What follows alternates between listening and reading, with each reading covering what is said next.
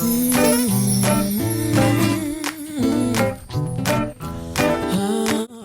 guys, welcome back to my channel. My name is Jamaya Rocheal, and if you're new, thank you for joining, and if you're not, welcome back. So as you can tell by the title, I'll be talking about my clinical experience, and if you are new, I am a first year nursing student. I just completed my first year, so I'll be going into my second year in the fall, and this past spring semester is when I started my clinicals. So it was a very interesting experience. It wasn't bad like I expected it to be. I really feel like I went into it thinking that they're just kind of throwing us to the wolves and we're just gonna be expected to know how to do everything that we were taught during the semester, and that really wasn't the case. I mean, I was really nervous about having to administer medications to patients. Like, you know, they just made it seem like it would be so hard trying to remember what size needle, what length, what gauge, what type of like with the different sites that you would do it, how you do this, how you do that, where you do this, where you do that. And so I was really like overwhelmed, and I was really nervous about that. But I did it. We had to get cleared for that before. We had to get cleared we had to pass our dosage calculations test before we could proceed to clinicals and give medications. So all of us passed, and we were able to give medications, and I gave shots. I gave several shots. I gave oral, I gave dental, like I applied the magic mouthwash to a patient, and that was definitely kind of sad actually, but I pretty much did everything. I mean, I did oral, all, well, except topical. I didn't give a topical treatment, but I did drips, I did all that stuff. So during clinicals, we had to be there at 6:30 in the morning. And for the most part, I got there early. Haley, quit licking my arm. I would try to get there between like 6 and 6:15 because we had to park and I had to get out, had to make it to my area. I wanted to, Haley is like licking my arm. I wanted to make it to my site and like not be late. But our clinical instructor, she was the sweetest lady. Like, oh my goodness, I would shout her out, but I don't know if she would be comfortable with me doing that, so I'm just not gonna say her name. But if you see this, hey, and thank you for being so amazing. She was so patient with us. She was so understanding. Like, she allowed us to ask as many questions as possible. She definitely, you know, would ask us beforehand, like, are you guys comfortable with doing this? All of us were scared and we didn't want to go into a patient's room by ourselves, or at least we didn't want to like do things by ourselves. So it'll be two of us and we would each have our own patient. So we would kind of take the lead when we got to our patient's room. Like, we would talk to them, we would assess them, ask them questions, give them medications. We would do that on our own, but we still had a partner in the room with us, so that definitely made us feel a lot comfortable. And I mean, we didn't do everything, but I feel like we did a good bit. Like, she expected us to go in, she wanted us to be comfortable, so she was like, you know, go in, introduce yourselves, talk to your patients, you know, make them comfortable with you, make them, you know, okay with you coming in the room, doing stuff, looking at them, poking them, giving them medications, you know, getting in their business, all that stuff. So we did that, and that, you know, really broke the ice because it made us feel like, okay, you know, the patients aren't scary. They're not going to bite our head off. Like, we can just talk to them, and it was fine. And most of us, we had really easygoing patients. I mean, my first patient, he was very like coherent. Like, he knew what was going on. He was asking questions, and he was kind of one of those patients where he didn't really give you a chance to do what you were doing. So it's kind of like, that was kind of scary, especially for a student, you know, because we're already kind of worried about not doing something wrong, and he comes in there, well, you come in there and he's barking at you like, you know, you can't do this, and what does this mean? But that was good because it showed us like, okay, you need to know what you're doing. Even when we would go in patients' rooms and their families would be there, you know, they would ask you questions like, what is this?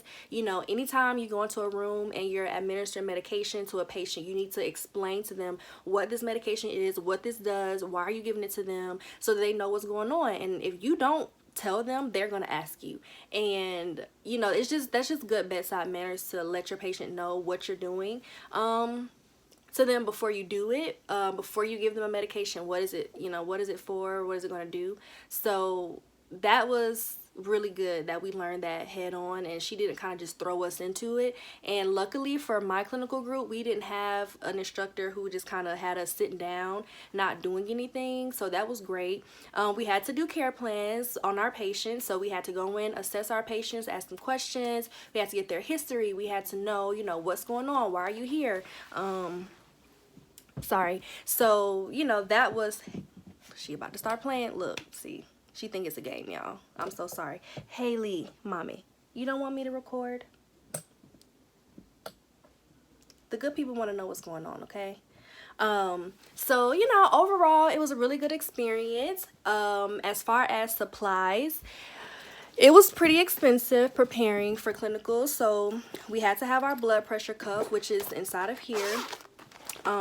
It's in here. I got this from Walmart.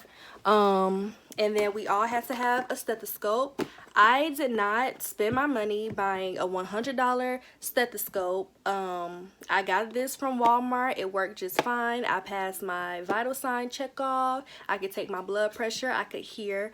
And this was a tip that I kind of picked up from watching different YouTubers talk about this. But a lot of times you may lose your stethoscope. Someone may ask to use it and you may not get it back. And if you spent $100 on a Littman, that $100 is gone because you may not see them ever again. You don't know. You know, they might say, oh, I didn't have that. You know, you just never know what's going to happen. So I got this, and I believe it was like $25 from Walmart. Haley, stop it, mommy. She froze like she just disappeared or something. So this is what I took for that. And then my badge, I'm not going to show you like where I was, but this is my badge. You cannot get in without this. This is like, you got to have this. This is like, well, yeah, it is your ID, but you can't, you have to check in. You have to use this to buzz in and buzz out. So, and parking. So if you don't have this, you just might as well go back home. And then my scrubs, my top, and my bottom. These are like folded up right now because it's summer. I'm not using them, but oh my gosh, you guys, scrubs, please try the scrubs on before you buy them, because we had so many people buying scrubs and they couldn't fit them. Some of the cashiers will let them return them and exchange them. Some of them are like, oh, once you buy it you can't exchange it. So that was a whole mess. Like, and these scrubs were not cheap. So you don't want to just be like out there wasting your money. This is a Fitbit. It's not a watch, but well, it can be a watch, but you need a watch because what if, you know, you need to take your vital signs manually? You need a watch. I mean, most of the time they do have a clock in the room, but what if the power goes out? You just never know. You just never know. You just be prepared. Have your watch. I can't have nails, but it's summertime, so I got my nails done. These are my shoes. They're dirty, but you know, they were worn, non-slip. Those were not very comfortable, but I had those from when I got CNA certified. I will be getting some different shoes for this semester. I'll probably get like some Reeboks or something, you know, all white, because you need to know if something spills on your shoe. You need to know what it is. Is it blood? Like, you need to know what's splashing on your feet if something happens.